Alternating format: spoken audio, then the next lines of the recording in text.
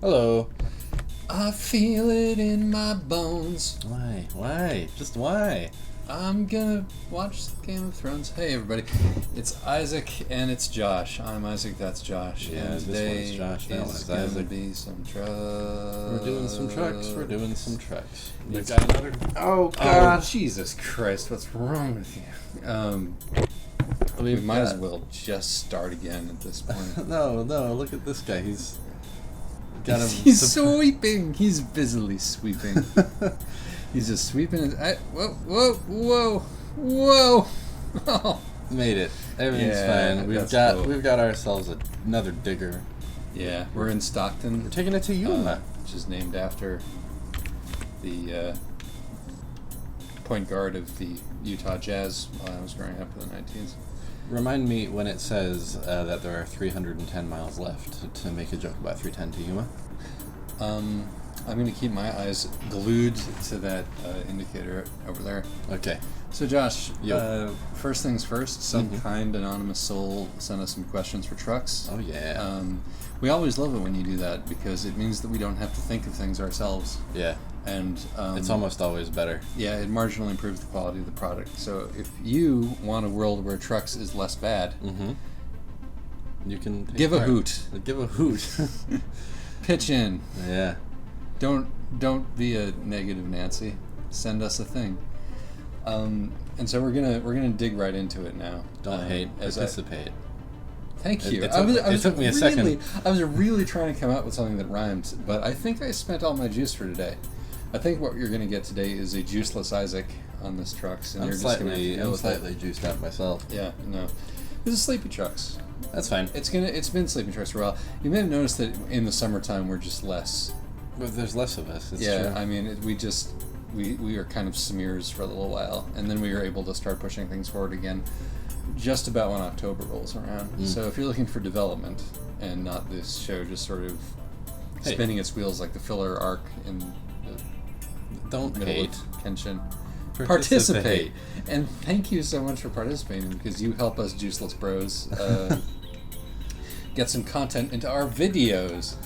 Let's Don't stop. hate, participate. Let's stop spinning the wheels. What's these? Who sent But the Josh, questions? we're truxing. Anonymous did. Anonymous questions. Anonymous has 2 questions for Josh, 2 questions for me, and 2 questions for both of us. Okay. Because they have an attention to symmetry, which I appreciate. I'm going to start with the Josh questions because that means I can shut the fuck up. What's your favorite Adventure Time episode, Josh? How come only I have to answer that one? Well, Because it says for Josh right here on the question. Well- they already know what mine is. Mine's the mountain. yeah, the mountain. That's a really good choice. I guess I'm gonna go with Hall of Egress. Actually, Oh. fairly recent episode. Is that a Moynihan episode? No, that a is Wolf Tom Iron. Herpich, actually. Herpich, oh. A solo Herpich episode. Someone new. It's new to me anyway. No. Herpich and Wolfhard are the Lemon Hope team. Okay, well that makes sense. It's usually Lemon Hope was another one I thought about saying. Yeah. No, Hall of Egress, the one where Finn encounters a labyrinth from which there is no escape. Our stalwart buddy Mala really likes this episode as well. Yeah. It's hard to say what makes it my favorite episode. I think just my favorite. I'm gonna say what my favorite touch in this episode is, or my favorite thing you slowly realize after seeing it. The fact that at the beginning of the episode, Finn is acquainted with a Jake who is aware that there was an entrance into this mountain, and at the end of the episode, that Jake is forever gone. Yep. Into Finn's past. That Jake has been erased Yes. because it was just a notional Jake. Mm. It's a very sort of Homestucky time thing, actually, Yeah. which I'm thinking about because I have a Homestuck fic due on Monday night, which I have not really started yet because I've been busy doing everything else. And now I finally have an idea for it in my head, but I'm going to DC this weekend, and I basically have like 5 hours to write this whole thing. Well, I believe in you. It'll be a fresh squeezed genius. I really appreciate that. All these new people looking at my thing because of the thing, and I'm gonna poop something out and show them why they really shouldn't be reading Homestuck fanfic anymore. But no, just to complete the thought, I think this Adventure Time episode is a great example of the show doing my favorite thing it does, which is do these really fucking hard to swallow kind of spiritual pills in mythical form for kids, for the kids. Yeah, it's the best show. Nifty. All right, shall I take over? Yeah, let's hear one of yours. We'll alternate. Yeah. All right, my question number one is, was Jeff Hardy ever in the position of the guy? I just did some finger quotes there. I'm going to have to explain this question before I can answer it. Jeff Hardy is one of the tag team of Matt and Jeff Hardy. If you follow my blog, you may have seen me reblog a thing that he and his brother did recently called The Final Deletion, which became something of a meme and was certainly the talk of wrestling circles because it was completely over the top, redonkulous, terrible, but in a way where everybody was in on it, and so it went all the way around the other side and became very good. It was an exercise in camp of the highest order. Jeff didn't used to make his entertainment by doing camp of the highest order. Jeff used to make his entertainment by jumping off of very tall things and hitting the ground. And the premise of this question is asking whether Jeff Hardy was ever the guy in the way that Roman Reigns is the guy. And Roman Reigns is the guy because he was champion, even though nobody in the crowd wanted him to be champion. Roman Reigns was the guy that management liked, and the storyline was that he wasn't the good guy, he wasn't a bad guy, he was just the guy who the management was pushing because they were trying to make him a good guy, but the crowd kept booing him out of spite, essentially. Yes. So, was Jeff Hardy ever in the position of the guy? Jeff Hardy's been wrestling a long time. I stopped paying attention to pro wrestling for like an entire decade, and so there's this giant hole. Like, the Ruthless Aggression era, never watched a single thing in the Ruthless Aggression era. It was really called that? Yeah. Oh my god. That was John Cena's first catchphrase, was that he did everything with Ruthless Aggression. Oh my god. I've been piecing things together, but my understanding is that Jeff Hardy has never had any trouble getting over.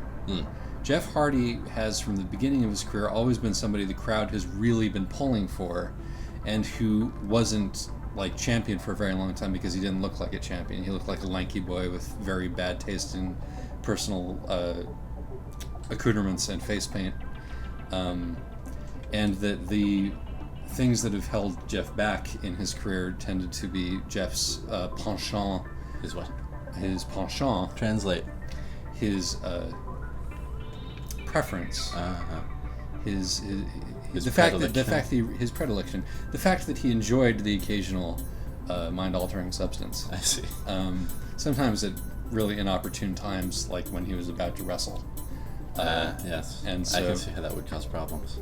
Yeah, that caused some I issues. can see how that could cause some hilarious problems. If you haven't watched the main event of the TNA, I forget which year it was, but there was a big TNA pay-per-view where the big match was Jeff Hardy versus Sting. Sting, like the multi-decade veteran, and Jeff Hardy, the biggest name in TNA at that point. They're going to have a match. Jeff got a little bit toasted, just as he was waiting to go out. The match consisted of Jeff wandering around the ring, thinking about whether he was going to throw his shirt to the audience for 3 or 4 minutes. This is great. How can you tell that that's what he was thinking? Because he had his shirt in his hand, and he would kind of wave it at the audience, and then he would kind of stop. He was looking for the perfect person to throw it to. He was just sort of really interested in whether the audience wanted his shirt or not. Oh man. Before the match, the guy who was booking the show had come down to the ring ostensibly to make it a no holds barred match, but really to quickly talk to both of them to gauge how bad it was. Yeah. And what he must have told Sting was end it, because after Jeff, tired of pretending to throw his shirt to the audience, the match started and Sting won immediately. Jeff tried to kick out of that pin, but it was an actual pin. Yeah. And then Sting... it's nice when you see someone heroically actually wrestle. Yes, essentially. I heard that there's a match where John Cena does that to the what is he, the Chicago boy? The great boy of Chicago. I think that you may have misremembered that anecdote. It was a story Monica told me because you showed it to her. Yeah, John Cena does not win. John Cena lost that match, right? But he was trying his darndest, wasn't he? Is this not the story? Okay. I mean, if Monica was telling you that story, she may have understood. She may have succumbed to kayfabe slightly. But regardless, that is, by all accounts, the best WWE match of the last 10 years. The John Cena CM Punk match at Money in the Bank 2011. It's definitely worth watching too. Nobody cares about this shit. Anyway, Nah, Jeff Hardy. I'm sure a lot of people do because someone sent you a wrestling question. Yeah. Anyway, Jeff Hardy has never been the guy because the crowd has always wanted to cheer for him. It's just that he, not sure he and the WWE at least never really saw him as world champion. I think because he's too little and too flippity and also a little bit too fond of the drugs. So. So yeah, kind of the opposite of the guy in that respect. Yeah. Ready for a question for It's the? a wonderful and weird world. I'm It's enjoying extremely being kind wacky. of into wrestling by proxy. Now, of It's course, not a development I expected there to be in my life, but of course, Roman Reigns was recently suspended because he got a little steroid happy, and then Brock Lesnar failed 2 drug tests after his win at UFC. that's too many. Brock. All right, hit me with one. This is for both of us. Is it okay? I could do me, you both, or me, you, both. Which would you prefer? Let's do the first one of those. All right. The first question for both of us: if you'd be able to survive without sleeping with no side effects on your overall health, would you still do it sometimes? Certainly. Abso-fucking-lutely. Sleep is great. We've discussed this. As a lifelong insomniac, I really like sleeping when I can Yeah. do it well. I like dreaming. I tend not to have nightmares. Yeah. That said, being able to sleep less would be a huge boon. If only because it would mean that we would stop being less functional in the summertime, the way that we both are. Yeah. Oh my god. And also that I could do all of the things that I want to do and also spend vast amounts of time zoning out. I which feel like tends to be what I do instead of the things that I want to do. Yeah, and it sounds like the implication here is that I would be able to sleep whenever I choose.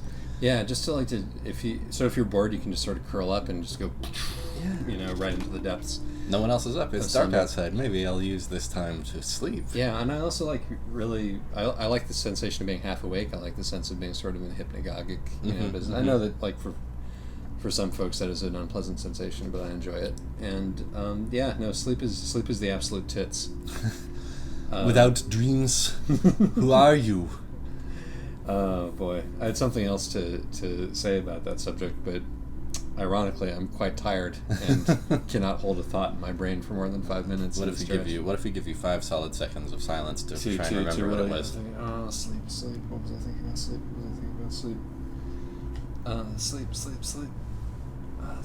Sleep. Nope, it's gone. All right. Yep. But yeah, that's the general gist of it. Is that I would definitely sleep recreationally if such a thing were possible. Yes. Okay. Question 2 for you. Me. How did it make you feel when Idea Channel guy referred to Borges as the Dark Souls of literature? Okay, well. He didn't actually, did he? No, I don't think. I think the reason this question is being asked of me is because my voice appears in that Idea Channel episode, and if that's what the effect of the question is, that was cool. Props to Josh. Yeah, that was really fun seeing my voice in a pretty solid episode of Idea Channel. It was a sample from my Dark Souls thing. I'm sure some of you know this. I'm sure some of you don't though.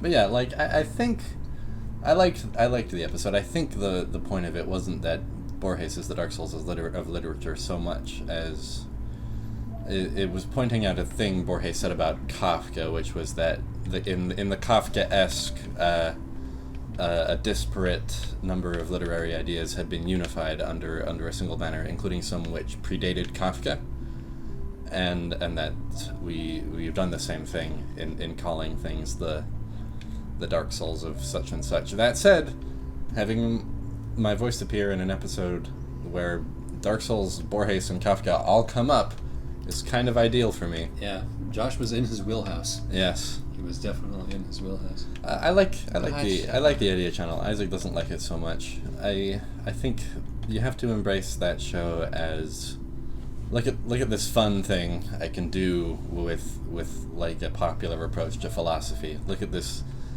silly thing I can do when I just kind of synthesize a few ideas in a creative and experimental fashion, right? I think the reason that I don't like the show is mostly has to do with the host, and it mostly has to do with the general air of insouciant, slightly smug NPR cleverness.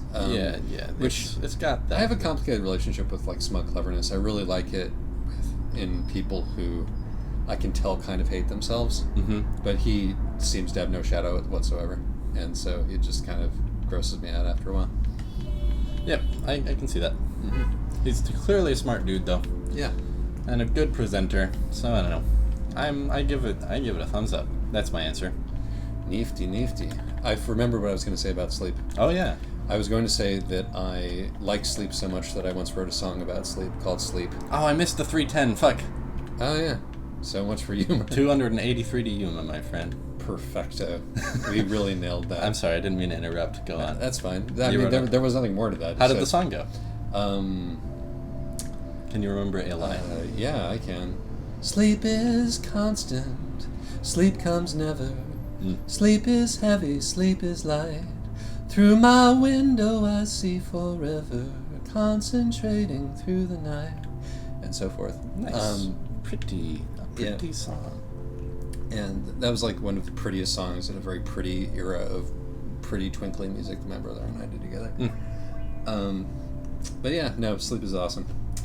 Anyway, that song was written about being unable to sleep in another summer that would 12 years ago.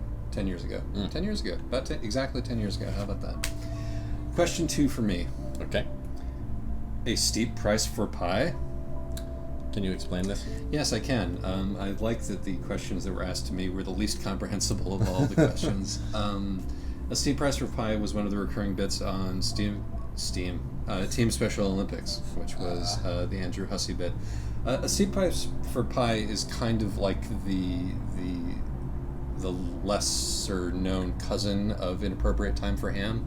Pretty much the same joke, just with parameters shifted slightly. Yeah. Can you?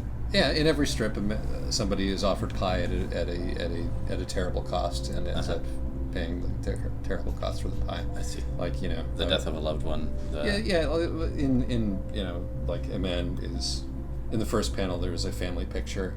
In the second panel, somebody approaches the patriarch of the family with the pie and says, "I have a proposition for you." In the third picture, it's the same family portrait but with one of the children X'd out. Pretty good. It's that kind of deal. My opinion, you didn't ask me a question. You just said a steep price for pie. But we can only assume that we want that your opinion on media is being said. About a particular thing that Andrew Hussey did. I think it was good.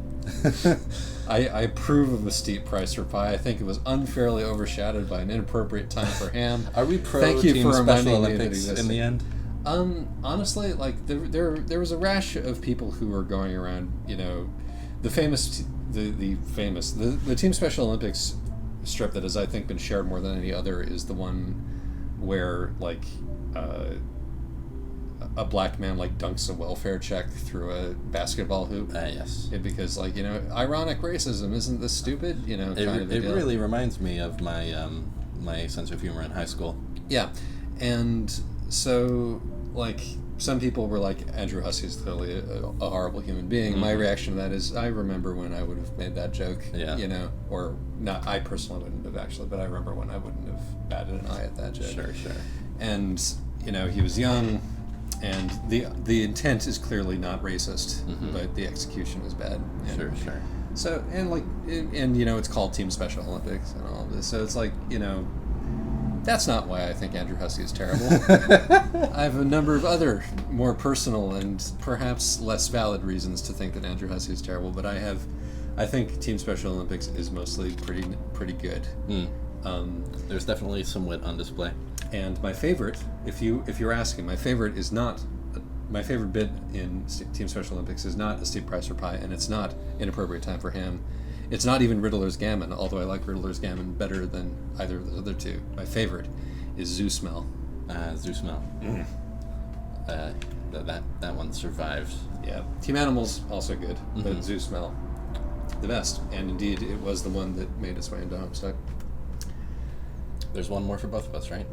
2. Has any of you played Transistor? What did you think of it? Oh man, I think Transistor is more interesting than Bastion, but less well executed.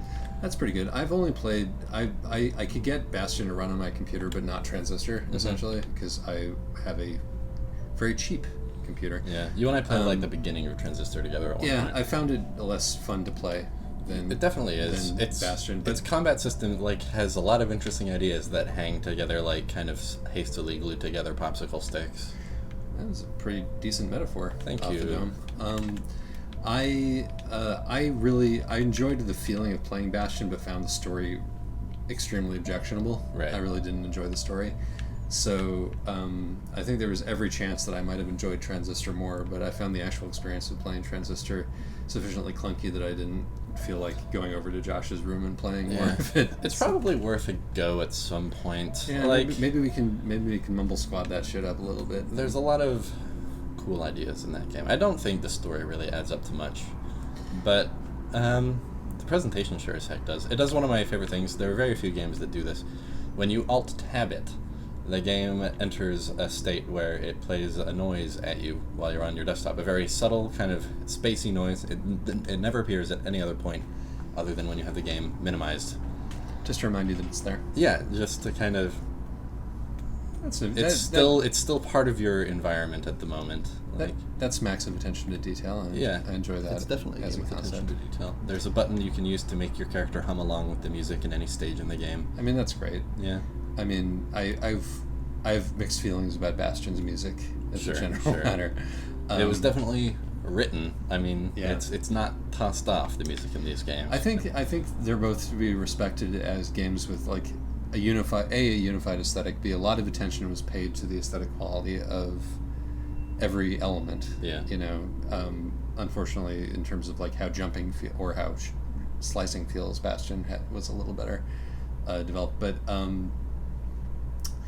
So games should be like that, and I feel like they hit the sort of minimum qualifications for a really good game, which is that every element of it has been considered. Yeah. But then did not deliver anything that was substantive. Fair enough. There you go. So that's the questions over. Please participate in this because it's our salvation. I want to address a thing that happened, which is that Tumblr user Naked Bee, Noted Trucks fan. noted Trucks fan Naked Bee, who knows what we look like now, which is I think a mixed blessing at the best of times. I mean, I was quite sweaty when that picture was taken, but that's putting that aside.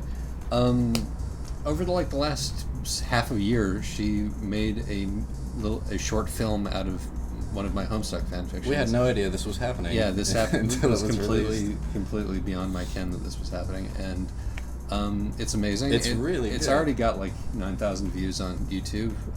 I've had like torrents of new people coming in to read the fic, and everybody leaving me really, really nice comments, which I have not responded to because I have no idea how to deal with that kind of thing.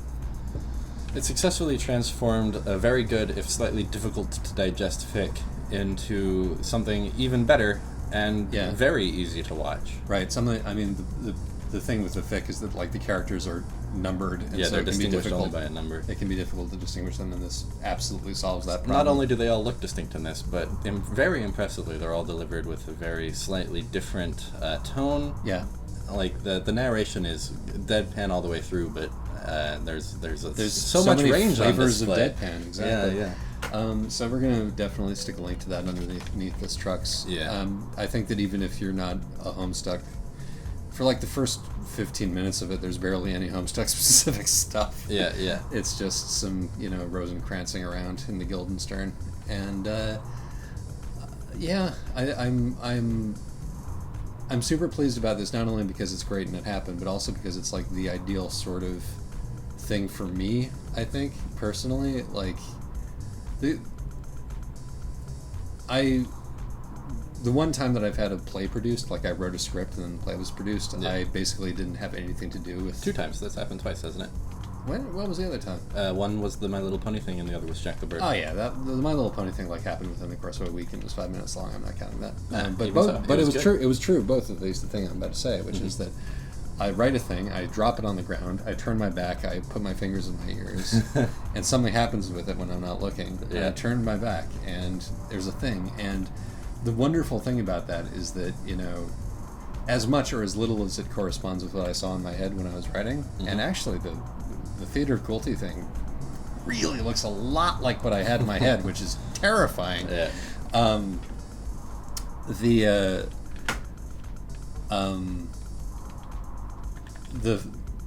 it is the fact that there is a completely distinct voice at work in it, in like terms of directing or acting or staging, or the things are coming out of the words that I wrote, which are completely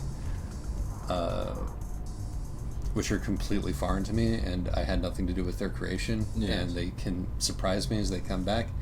I mean, this is the value of collaborative art, right? It makes things a little more robust. Yeah, no, it does, and it's like I feel like I'm at my best in a collaborative position and always have been. Yeah. But also, like the kind of collaboration where I don't have to do anything.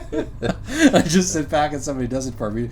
Besides the fact that I'm a lazy human being, and that's really appealing on that level. Just like I prefer I prefer the adaptations that. God damn it. I am a part in to take something that I made and turn it into something completely different. And so I'm very pleased about this, and I kind of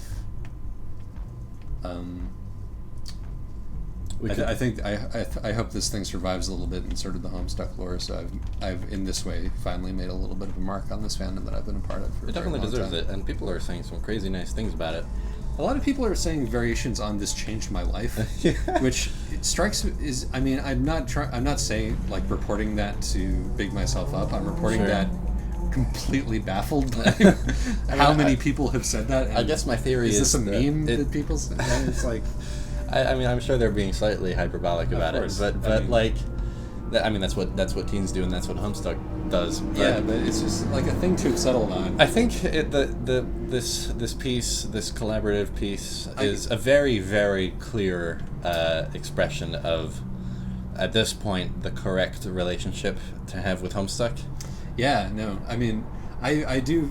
There are some people who are pointing out, like, there are references to Homestuck in this piece that weren't in Homestuck when this piece was written. Yeah, what's an example of that? I think essentially the sort of you win by escaping from Homestuck thing, that the ending of Homestuck itself sort of. Did the ending of Homestuck itself really push that? That was what the dominant interpretation ended up being. Essentially. I see. Like people trying to justify it's a real shit expression of that, the Homestuck ending. Well, let's bracket that. Yes. And just say that, like, Oh no.